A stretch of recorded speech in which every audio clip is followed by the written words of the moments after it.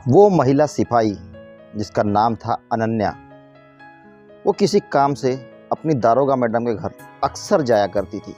और उस दोपहर भी वो जाकर के जब अपनी दारोगा मैडम के घर पर पहुंची थी और जाकर उसने डोरबेल बजाई थी तो दरवाज़ा खोला था दारोगा मैडम के बेटे नवनीत कुमार ने। और नवनीत कुमार जब दरवाज़ा खोलकर सामने अनन्या को देखता है तो देखकर मुस्कुरा देता है। अनन्या जो होती है वो पूछती है कि मैडम है? इस पर नवनीत कुमार कहता है कि जी मम्मी तो नहीं है। तो इस पर जब अनन्या कहती है ओह, तो नवनीत उससे कहता है कि आइए ना, अंदर आइए। उसे अंदर लेकर के जाता है, हॉल में बिठाता है, उसे पानी पिलाता है और उसके बाद अनन्या से वो मीठी मीठी बातें करने लगता है। अनन्या भी उससे बातें करने में मशगूल हो जाती है। तभी वो अनन्या को जो है कोल्ड ड्रिंक ऑफ़र करता है। अनन्या भी मना नहीं कर पाती। उसके बाद नवनीत उठ करके अंदर जाता है और किचन से 2 ग्लास में कोल्ड ड्रिंक लेकर के आता है और उसके बाद 1 ग्लास कोल्ड ड्रिंक का अनन्या की ओर बढ़ा देता है। अब अनन्या जो कोल्ड ड्रिंक को लेती है और सिप लगा लगा के जब पीने लगती है, जैसे जैसे कोल्ड ड्रिंक ख़त्म हो रही थी, अनन्या की आंखों में नशा छाते जा रहा था। उस पर एक अजीब सी ही खुमारी छाती जा रही थी और कुछ देर के बाद अनन्या जो थी वो हवा में उड़नी सी लगी थी। उसे होश ही नहीं रहा था और तब तक जो नवनीत कुमार था वो आकर के अनन्या के बाजू में बैठ गया था और उसके साथ हल्की हल्की छेड़खानी करने लगा था। अनन्या विरोध करना चाहती थी लेकिन उस नशे के कारण अनन्या विरोध नहीं कर पा रही थी। उल्टा कुछ देर के बाद अनन्या को जो है उसमें मज़ा आने लगा था और अनन्या भी जो अब थी वो खुद उस काम में मज़ा लेने लगी थी। धीरे धीरे कुछ ही मिनटों के अंदर वो उसके सारे कपड़े उतार फेंकता है और खुद भी नग्न अवस्था में आने के बाद अनन्या के साथ वहीं पर खिलवाड़ करने लगता है और फिर अनन्या को उठाकर अपनी गोद में उठाकर के बेडरूम में ले जाता है और वहाँ ले जाने के बाद वो अनन्या के साथ शारीरिक संबंध बनाना शुरू कर देता है। दोस्तों, अनन्या भी जो थी वो खुल करके अब इस खेल में शामिल हो चुकी थी और अनन्या और उस महिला दारोगा का वो बेटा जिसका नाम नवनीत कुमार था, दोनों मिल करके वहाँ एंजॉय करते हैं और शारीरिक संबंध बनाते हैं। जब नशा उतरता है, खुमारी उतरती है तो अनन्या जो होती है उसके बाद अपने कपड़े वापस से पहनती है और कुछ भी कहे बिना वो वहाँ से निकल जाती है।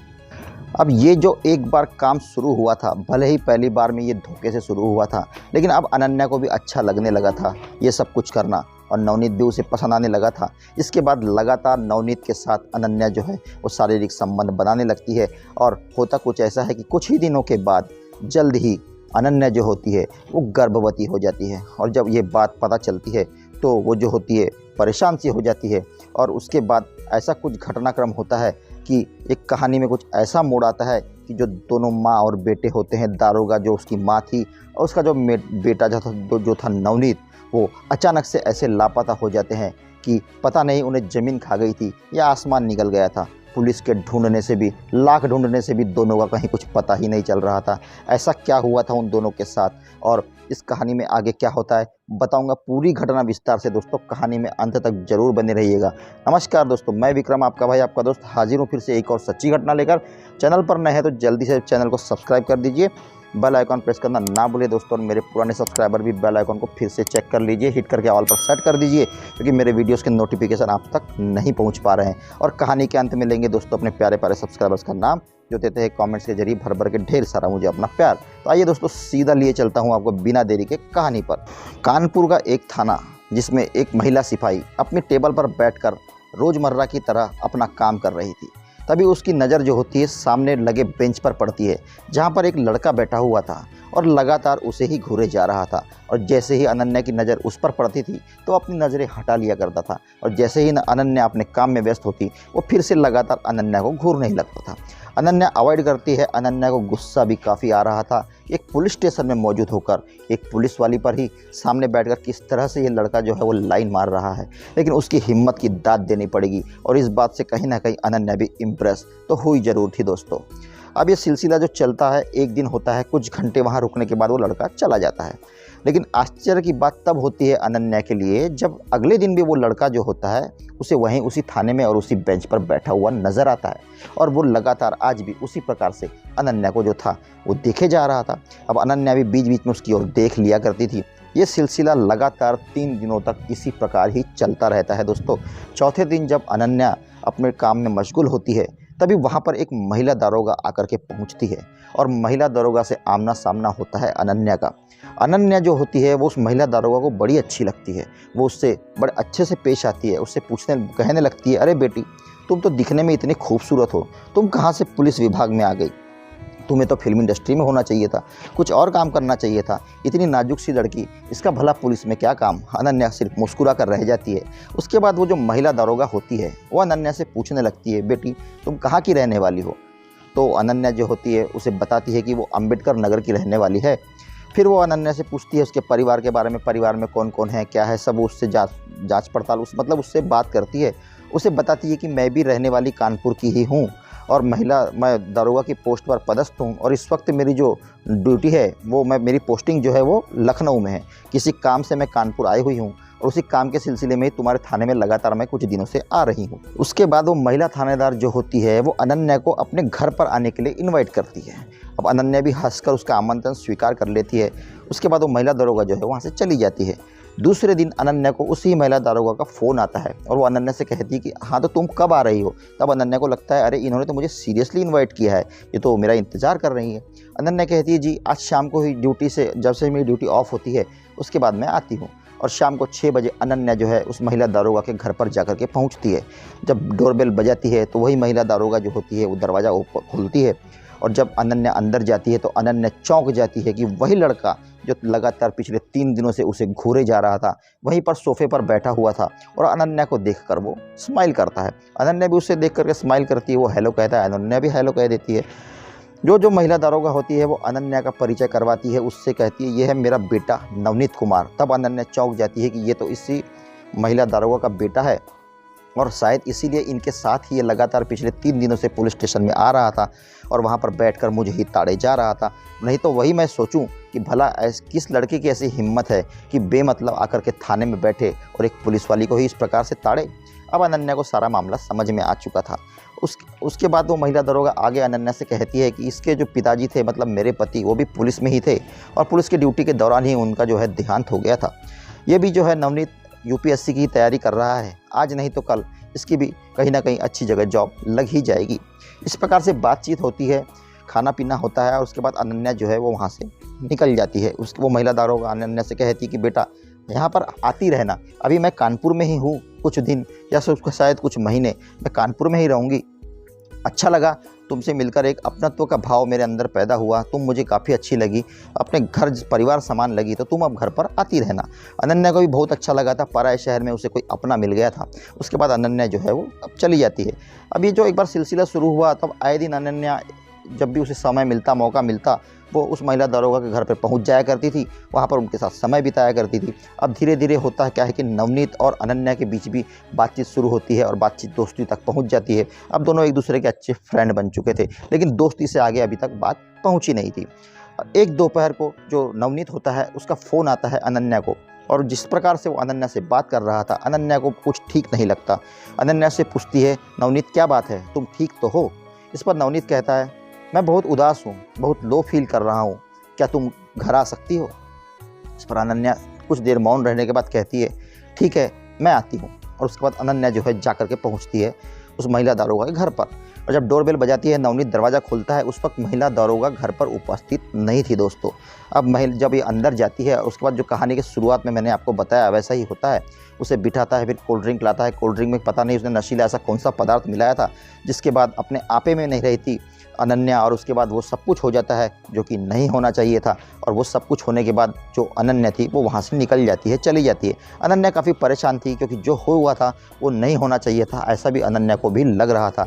उसके बाद नवनीत से अनन्या की जब बात होती है तो नवनीत जो होता है उसे कंफर्टेबल करता है और उसे कहता है कि मैं तुमसे प्यार करता हूँ और तुमसे शादी करना चाहता हूँ। अनन्या को भी नवनीत कहीं ना कहीं पसंद तो आने ही लगा था। अब दोनों ने एक दूसरे को प्यार का इजहार भी कर दिया था। तो अब इसी प्रकार से अब दोनों के संबंध चल पड़ते। अब अनन्या उसी समय पर महिला दारोगा के घर पर जाया करती थी जब महिला दारोगा घर पर उपस्थित नहीं होती थी और दोनों का प्यार का खेल जम करके चला करता था। प्यार के साथ साथ वासना और हवस का खेल भी चला करता था। अपने ही घर में नवनीत उसी महिला कांस्टेबल के साथ अनन्या के साथ शारीरिक संबंध बनाया करता था। अब जब रोज़ रोज़ यही काम चलने लगा, इनकी पवन चक्की इसी प्रकार से चलने लगी, तो देर नहीं लगती अनन्या को प्रेग्नेंट होने से। और जब अनन्या प्रेग्नेंट हो जाती है तो वो परेशान हो जाती है। उसके बाद वो नवनीत को बताती है कि मैं प्रेग्नेंट हूँ, कैसा करें, मुझसे तुम शादी कर लो। इस पर नवनीत उसे समझाता है कि देखो, अभी मैं यूपीएससी की तैयारी कर रहा हूँ, पैरों पर अपने खड़ा भी नहीं हुआ हूँ, और अभी इसी वक्त ये सब कुछ करना क्या तुम्हें ठीक लगता है? कुछ समय दो मुझे। तो इसका क्या करना है? तो कहता है इसको आप गर्भपात करवा लो। और अनन्या जो है उसकी बातों में आ जाती है, उसकी बात मान करके गर्भपात करवा लेती है।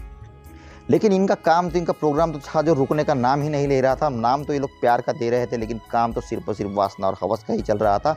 ये बार बार उसी तरह लगातार शारीरिक संबंध बनाते रहते हैं, और कुछ ही दिनों के बाद दोबारा से प्रेग्नेंट हो जाती है अनन्या। और इस बार जब अनन्या प्रेग्नेंट होती है और फिर से जब नवनीत को बताती है, तो नवनीत फिर से उसे वही करने के लिए कहता है जो उसने उससे पहली बार करवाया था। लेकिन इस बार अनन्या जो होती है वो अपनी ज़िद पर अड़ी रहती है। न जाने क्यों उसका दिल गवाही नहीं दे रहा था। वो कहती है नहीं, जो भी है अब हमें शादी कर ही लेनी चाहिए। लेकिन नवनीत जो है आनाकानी करने लगता है। अब जब आनाकानी करने लगता है तो नवनीत को धमकी देने लगती है अनन्या कि अगर तुम मेरे साथ गेम खेल रहे हो, अगर तुम मेरे साथ खिलवाड़ कर रहे हो, तो ये तुम्हें बहुत महंगा पड़ेगा। तो याद रखो, मैं एक पुलिस वाली हूँ। अब नवनीत जो है थोड़ा सा सदमे में आ जाता है। पता नहीं उसकी माँ की और उसकी क्या बातचीत थी। कुछ उसकी माँ जो है अनन्या से बात करती है और सगाई प्रोग्राम तय हो जाता है। 24 जुलाई 2024 को उनकी एक मंदिर में सगाई कर दी जाती है, बहुत ही गिने चुने 5-7 लोगों के बीच। ज़्यादा लोगों को बुलाया भी नहीं गया था। मंदिर में सगाई हो जाती है, और सबसे चौंका देने वाली बात ये थी कि डायमंड्स रिंग्स जो दोनों ने एक्सचेंज की थी, नवनीत ने और अनन्या ने, वो दोनों डायमंड्स रिंग्स भी अनन्या के ही पैसे से खरीदी गई थी। उसमें भी इनका कोई योगदान नहीं था। अनन्या अब भी नहीं समझ रही थी कि उसके साथ क्या चल रहा है। वो तो प्यार की दुनिया में खोई हुई थी, अपने आने वाले भविष्य के सपने सजा रही थी। अब इसी प्रकार से मामला चलता रहता है, और अनन्या को नवनीत जो है कुछ इस प्रकार से कन्विंस करता है कि अनन्या जो है अपनी नौकरी के बेसिस पे 15 लाख रुपए का लोन लेती है, और वो 15 लाख रुपए जो है वो नवनीत उससे ले लेता है। उसने उसको जो भी पट्टी पढ़ाई होगी बिजनेस की, काम धंधे की, जो भी 15 लाख रुपए उसने ले लिए थे। मतलब अनन्या ने 15 लाख रुपए का लोन उठाकर वो पैसे नवनीत को दे दिए थे। अब अनन्या जो थी उस 15 लाख रुपए की किस्तें भी जो थी वो अपने ही सैलरी से भर रही थी। वो अपने परिवार तक को पैसे ढंग से भेज नहीं पा रही थी, ना ही अपना खर्चा चला पा रही थी। अब वो परेशान होने लगी थी, और जल्द से जल्द शादी करने का दबाव जो है इस पर बनाने लगी थी, नवनीत पर और उसकी माँ पर। लेकिन किसी न किसी बहाने से, कुछ ना कुछ बहाना बना करके वो महिला दारोगा और नवनीत जो होते हैं बात को टाल रहे थे, लंबा खींचने की कोशिश कर रहे होते हैं। और जब अनन्या दबाव बनाने लगती है तो वो महिला दारोगा के सुर ही चेंज हो जाते हैं, और नवनीत के भी सुर चेंज हो जाते हैं। अब उसके साथ थोड़ा अलग तरीके का बिहेव करने लगते हैं। और जब अनन्या को मामला कुछ गड़बड़ सा समझ में आने लगता है तो अनन्या की हिम्मत टूट जाती है, और अनन्या आत्मदाह करने का, अपने आप को ख़त्म करने की कोशिश भी करती है दोस्तों, जिसमें कि वो असफल हो जाती है। और असफल हो जाती है उसके बाद उसमें एक न जाने कहाँ से इतनी हिम्मत आती है। वो सोचती है कि मैं क्यों मरूं, मेरी क्या गलती है, जिन्होंने गलती करी है उन्हें सज़ा मिलनी चाहिए। और उसके बाद वो एक फ़ैसला लेती है और कानपुर के कमिश्नर के पास जाकर के पहुंचती है, और उनसे मिलकर के अपनी सारी आप बीती सुनाती है। कमिश्नर जो होते तुरंत एक्शन में आते हैं। संबंधित थाने को वो आदेश करते हैं कि इस मामले की गहनता से जांच की जाए, और जो भी इसमें आरोपी है उन्हें बख्शा नहीं जाए, उन पर सख्त से सख्त कार्रवाई की जाए। अनन्या जाती है उस थाने में, कंप्लेंट दर्ज कराती है, और जब कंप्लेंट दर्ज होती है और पुलिस जब गिरफ्तार करने के लिए उस महिला दारोगा को और उसके बेटे को जाकर के उसके घर पर पहुंचती है, तो घर पर ताला लटका हुआ होता है दोस्तों। महिला दारोगा और उसका बेटा नवनीत दोनों अपने घर से फरार होते हैं। उसके बाद दोनों के मोबाइल भी जो थे स्विच ऑफ थे, लोकेशन भी लास्ट उनके घर की ही दिखा रही थी। उसके बाद से दोनों मोबाइल स्विच ऑफ करके अपने घर से लापता हो चुके थे। पुलिस उन्हें ढूंढने की बहुत कोशिश कर रही है, लेकिन उनका कुछ पता नहीं चल पाया था। इसी बीच अखबार में एक बयान प्रकाशित होता है उस महिला दारोगा का, और वो अपने आप पर लगे हुए सारे इल्ज़ामों को खारिज करती है और कहती है कि हम तो शादी करने के लिए तैयार थे, और 27 नवंबर 2024 की शादी फिक्स भी हो गई थी, और उसके लिए एक गेस्ट हाउस बुक भी कर लिया गया था। लेकिन लड़की जो थी अनन्या वही शादी से मुकर गई थी, तो इसमें हमारी क्या गलती है, ऐसी उसने अपनी एक सफाई अखबार में दी थी दोस्तों। लेकिन अभी भी वो लोग पुलिस की पकड़ से बाहर थे, और ये अब मामला है, पुलिस जो है पूरी गहनता से इसकी जांच कर रही है और तफ्तीश कर रही है, और पूरा मामला खुल करके तभी सामने आएगा जब वो दोनों माँ और बेटा पुलिस की गिरफ्त में होंगे, और उसके बाद कानून अपनी कार्रवाई करेगा। तो दोस्तों बस ये थी एक आज की घटना कि कैसे इस ज़माने में पुलिस वाली भी सुरक्षित नहीं है दोस्तों, तो आम लड़कियों की और बहन बेटियों की बात ही क्या है। सजग रहने की, सावधान रहने की बहुत ज़रूरत है, खासकर माताओं और बहनों को। इन बहरूपियों के, इन आपराधिक मानसिकता वाले लोगों के झांसे में ना आए, इनके प्यार मोहब्बत की बातों में, इनकी मीठी मीठी बातों में आकर के ना फंसे और अपना और अपने परिवार का जीवन बर्बाद ना करे दोस्तों। वो जो महिला दारोगा न्यूज़पेपर में अपनी सफाई दे रही है, अगर वो निर्दोष है, उसका बेटा निर्दोष है, तो कानून से भागने की क्या ज़रूरत है? आकर के कानून का सामना करना चाहिए।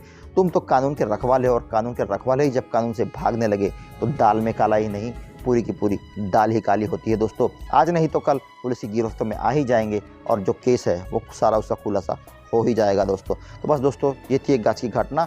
पसंद आई हो तो वीडियो को लाइक करना, कमेंट में ज़रूर बताना कहानी किस शहर से देख रहे हो, किस शहर से सुन रहे हैं। तो दोस्तों, सजग रहिए, सावधान रहिए, अपना और अपनों का बहुत ख्याल रखिए, क्योंकि सावधानी ही सुरक्षा होती है दोस्तों। और ऐसे केसेस में, ऐसे लफड़ों में फंसने से जो सावधानी हम रखते हैं वही हमारी सुरक्षा होती है, जो इससे हमारा बचाव कर सकती है। मिलते हैं दोस्तों कल एक नई घटना लेकर नए वीडियो में। धन्यवाद। जय हिंद।